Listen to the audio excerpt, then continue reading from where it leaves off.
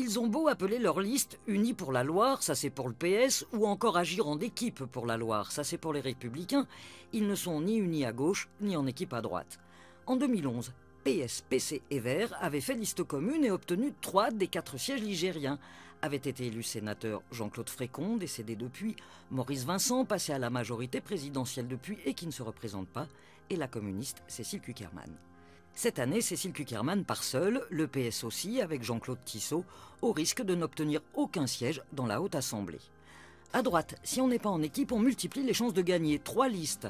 2 pour les Républicains, l'une menée par le sortant Bernard Fournier, sénateur depuis 1997 et président de l'Union des communes rurales de la Loire.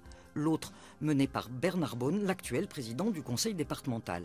À leur côté, ou en face, une liste de centre droit menée par Jean-François Barnier, maire du Chambon-Feugerolles et surtout président de la Fédération des maires de la Loire. La majorité présidentielle est aussi présente avec Alain Berthéaz, patron de Sigvaris et président de Loire-Forêt. Présent également le Front National avec Sophie Robert et une liste indépendante menée par la conseillère municipale d'opposition de Saint-Étienne, Stéphanie Moreau. Ça fait donc 8 listes dans la Loire pour 4 sièges et 1839 grands électeurs pour les départager. Des élus locaux issus pour la plupart des dernières municipales, c'est-à-dire des grandes villes passées à droite. C'est dire si la gauche est en danger, face à une droite qui peut tranquillement espérer gagner un, voire plusieurs sièges dans le département. Et si c'était le cas, se poserait, pour Bernard Bonne par exemple ou Jean-François Barnier, la question de leur succession respective sur leurs mandats locaux.